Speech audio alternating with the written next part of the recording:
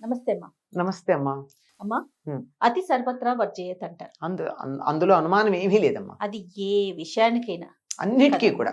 ఎలా అయిపోయారంటేనమ్మా, హ్మ్. ఈ కోవిడ్ వచ్చి తగ్గిన తర్వాత కొంతమంది, హ్మ్. నేను అనేది కొంతమంది గురించే, హ్మ్. పచ్చి పసుపు కొమ్ము తింటే ఒంటికి మంచిది. హ్మ్. రోజు ఇంతింత ముక్క పసుపు తినేయటం. అంత ముక్క తింటున్నారా? ఇంత ముక్క ఎలా తింటున్నారు? మునగాకు పొడి మంచిది, నీళ్ళల్లో కలుపుకొని తాగాలి. ప్రతిరోజు మునగాకు పొడి తాగేయటం. హ్మ్. వేప పువ్వు మంచిది, హ్మ్. ప్రతిరోజు పువ్వు తింటాం. ప్రతిరోజు కషాయాలు తాగటం, ప్రతిరోజు జావలు తాగటం. హ్మ్. మనం తినాల్సిన ప్రధానమైన ఆహారం హ్మ్. అన్నం మానేయటం. హ్మ్. అసలు ఇవన్నీ ఎంతవరకు కరెక్ట్? మందుని ఎలా తీసుకోవాలి? ఎలా తీసుకుంటే మనకి అది మందుగా పనిచేస్తుంది? అది మీరడిగిన ఈ ప్రశ్న చాలా బాగుంది. ఇంతకు ముందు కూడా ఒక సందర్భంలో నేను చెప్పాను. ఏమిటి అంటే, మందుగా తీసుకునేదాన్ని ఆహారంగా తీసుకుంటే అది మందుగా పనిచేయడం మానేస్తుంది. ఇవన్నీ మనం రెగ్యులర్ గా తినే ఆహారాలు కాదు కదా, ఇప్పుడు నేను చెప్పినవేమీ కూడా. ఏవీ కాదు. మనకి ఏదైనా ఉన్నట్టయితే పసుపు తినమన్నారు. ఎంత తినమన్నారు? వంట చేసేటప్పుడు కూరలో కొంచెం చిటికెడు పసుపేసుకోమన్నారు. దానివల్ల ఏం జరుగుతుంది? ఏవైనా అది మన ఆహారంగా తింటలేదక్కడ. ఉమ్, ఉమ్. మనం అన్నంలో వంటల్లో వేసుకునే పసుపు ఆహారంగా తీసుకోవటల్లా. దేనికిగా తీసుకుంటున్నాం? క్రిమిసంహారకంగా తీసాం. అందువల్ల మనం ఆహారం తీసుకున్నప్పుడు ఏం జరుగుతుంది? అందులో ఏదైనా మనం ఎంత జాగ్రత్తగా తీసుకున్నా ఇంతో అంతో ఎక్కడో అక్కడ, ఇప్పుడు వంకాయ ఉందమ్మా, వంకాయ పుచ్చింది, పురుగు బయటకొచ్చింది. కానీ లేత వంకాయ లోపల దాని గుడ్డు ఉంటే కదా తర్వాత పురుగుగా బయటకొచ్చింది అది. అవును. అది గుడ్డుగానో సిస్టుగానో ఏదో లోపల ఉండున్నట్టయితే దాన్ని ఎలా పోగొడతాం మనం? ఉందో లేదో కూడా తెలియదు, అన్నిట్లోంచి రావు. అవును. కనుక అలా ఒకవేళ ఆ స్థాయిలో ఉన్నా అది ఎటువంటి ప్రభావం మన మీద చూపించకుండా ఉండాలి అంటే పసుపు వెయ్యండి అన్నారు. అలా మనకి తెలిసి తెలియకుండా లోపల ఏదన్నా మనం తినే ఆహార పదార్థాల్లో ఉంటే ఉంటే దానికి విరుగుడుగా విరుగుడుగా పసుపు, అందు కొంచెం చిటికెడు. ఉప్పు. ఇంకా కొంతమంది చాదస్తంగా మరీ పిచ్చి చాదస్తం కూడా కాదులేండి, అది ఉపయోగపడుతుంది. ఇప్పుడు వంకాయలు తరుగుతారు, ఉప్పు పసుపులో వేస్తారు మామూలుగా. మనం నీళ్లలో వేస్తే మామూలుగా తరిగితే కనరుగా నల్లబడతాయని చెప్పి నీళ్లల్లో వేస్తాం. నీళ్లల్లో వేయకుండా కాస్త 2 రాళ్ల ఉప్పు, చిటికెడు పసుపు వేసి అందులో తరుగుతారు.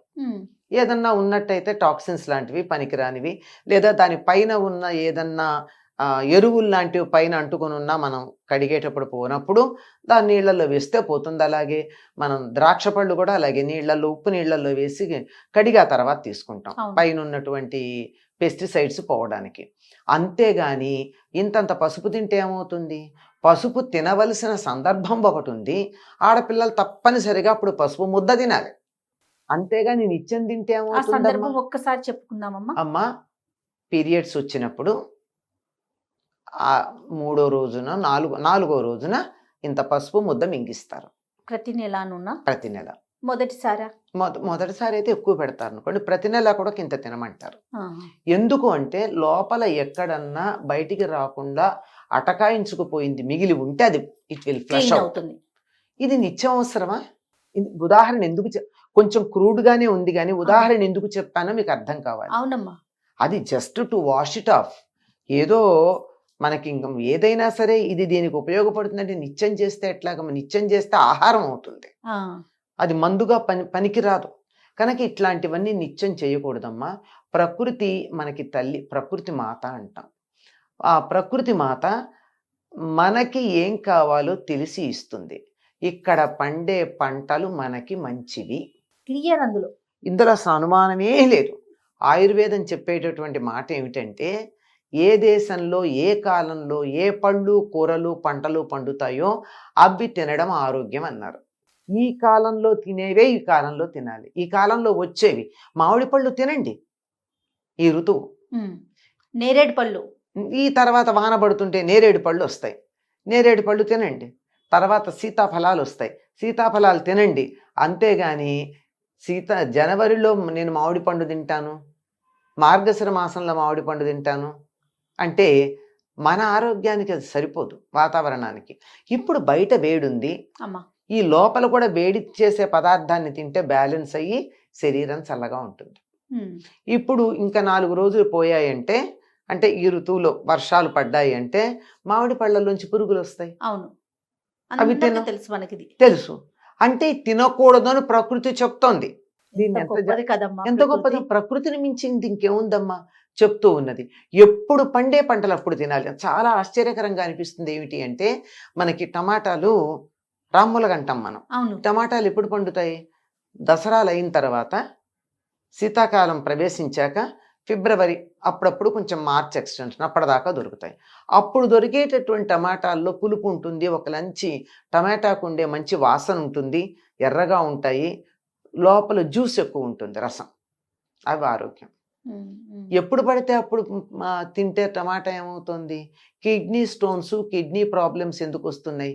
365 డేస్ టమాటా తినడం వల్ల. మంచిదే, కాదల్లా, టమాటా మంచిదే, అనుమానం ఏమీ లేదు. కానీ ఎంత పొరపాటు చేస్తున్నాం కదమ్మా. ప్రతిరోజు కూర అంటే ఇందులో టమాటా మిక్స్ చేయాల్సిందే అనే పరిస్థితి అసలు ఎలా వచ్చిందంటే టమాటాలు లేకుండా మీరు వంట ఎట్లా చేస్తారని అడుగుతున్నారు. ఉల్లిపాయ లేకుండా వంట ఎట్లా చేస్తారని అడుగుతున్నారు. అల్లం వెల్లి పేస్ట్ లేకుండా వంట ఎట్లా చేస్తారని అడుగుతున్నారు. అసలు అవి వేస్తే చెయ్యాలా అని నేను అడుగుతా. దేనికి అదే వెయ్యాలి. కొన్ని కాంబినేషన్స్ పనికిరావు. ఎక్కడో ఎవరో చెప్పారని చెప్పి ఏది పడితే తెచ్చాడు. ఒక సుమారుగా 15-20 ఏళ్ళు అయిందమ్మా, డేట్ నేను చెప్పలేను. కానీ ఒక డాక్టర్ గారు ఢిల్లీలో జ్యూసులు తాగమంటారు ఎక్సర్సైజులు చేసిన తర్వాత. టమాటా జ్యూసు, తర్వాత పాలక్ జ్యూసు, కాకరకాయ జ్యూసు, సొరకాయ జ్యూసు, ఇవన్నీ. సొరకాయ కాకరకాయ కలిపి జ్యూస్ తాగినందువల్ల అక్కడికక్కడ హార్ట్ అటాక్ వచ్చి చచ్చిపోయాడు ఆయన. ఇట్స్ ఎ బిగ్ న్యూస్, గుర్తుండేమో చాలా కాలం క్రితం. ఆ రెండింటి కాంబినేషను పడదు. అంటే కాకరకాయ మంచిది తాగండి, సొరకాయ మంచిది తాగేయండి. కాకరకాయ సొరకాయ కలపాలా లేదా అన్నది తెలియాలి కదా. సరే, ఇదే కాకరకాయ ఇదే సొరకాయ తీసుకుందాం, ప్రతిరోజు తాగొచ్చా?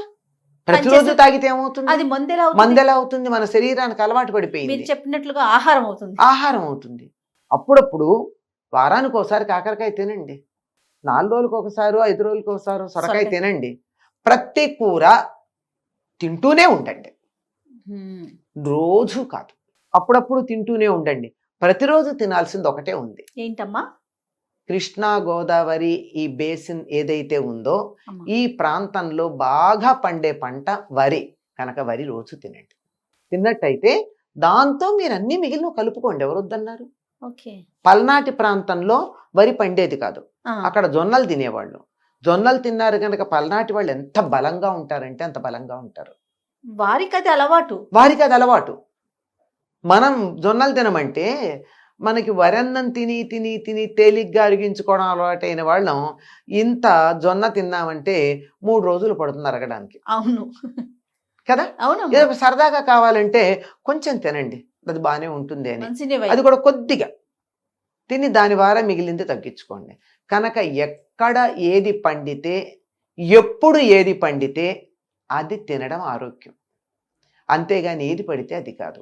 అయితే అందరికీ ఒకే రకమైన ఫుడ్ తినలేం కదమ్మా. కొంతమంది కొన్ని పడతాయి, కొన్ని పడవు, శరీర తత్వాన్ని బట్టి.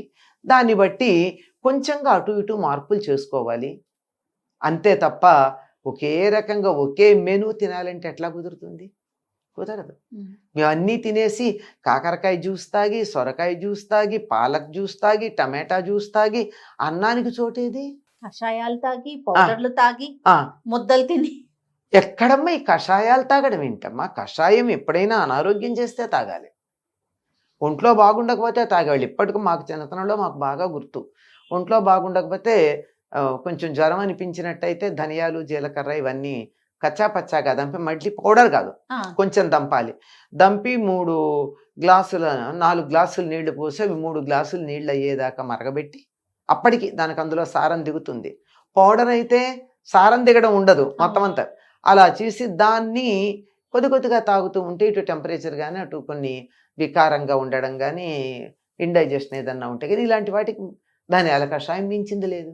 అని రోజు తాగితే ఎంత ప్రమాదం కదా. రోజు తాగితే ఏమవుతుంది? ఏం ప్రమాదం రాదు, రేపు ఎప్పుడన్నా ఇబ్బంది వస్తే అది పని చేయదు, అంతే. అంతకన్నా మీకు తెలుసో లేదో, షుగర్ ఉన్న వాళ్ళు తిప్పతీగ ఈ ఆకు కషాయం తాగాలని ప్రతిరోజు తాగే వాళ్ళు నాకు తెలుసమ్మా.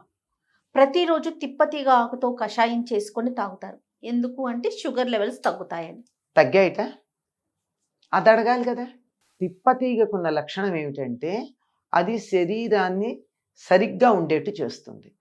అంచేత ఎప్పుడన్నా ఒక 4 వారం రోజులు లేదా 3 రోజులు తాగి వదిలేయాలి. మళ్ళీ ఏడాదికో 6 నెలలకో తాగొచ్చు. ప్రతిరోజు తాగితే రేపు పొద్దున అనారోగ్యం చేస్తే పునర్నవ తెచ్చి వేసినా కానీ దాని పేరు అది పనిచేయదు. ఇది ఏది కూడా అతి సర్వత్ర వర్జయేతమ్మ. మనకి ఏంటంటే బ్యాలెన్స్డ్ డైట్ ఇచ్చారు. ఇప్పుడు పసుపు ఉంది, కోలన్ క్యాన్సర్ రాకుండా అవాయిడ్ చేస్తుంది. ఎందుకంటే లోపల ఏవి కూడా టాక్సిన్స్ చేరకుండా చేస్తుంది ఏ రోజుకి ఆ రోజు. ఎంత ఇంతే, అంతకన్నా ఎక్కువ కాదు కదా. మనం ఇంత పసుపు కూరలో వేస్తాం, మన వంతుకు వచ్చేప్పటికి ఇంతే పసుపు, అది చాలు. అది అక్కడ చేసేస్తుంది, అయిపోయింది. ఫుడ్నే క్లీన్ చేసేసింది, అయిపోయింది. నేను ఆహారంగా తీసుకోలేదు కదా, అది అంతవరకు చాలు.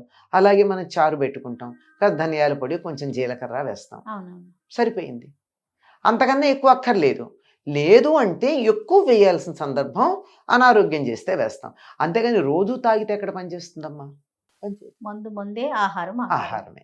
మందును మందుగానే తీసుకోవాలి, అంతేగాని ఆహారంగా తీసుకోవద్దు. మందుని ఆహారంగా తీసుకోకూడదు, పనికిరాదమ్మా. రైట్ అమ్మా, నమస్తే అమ్మా.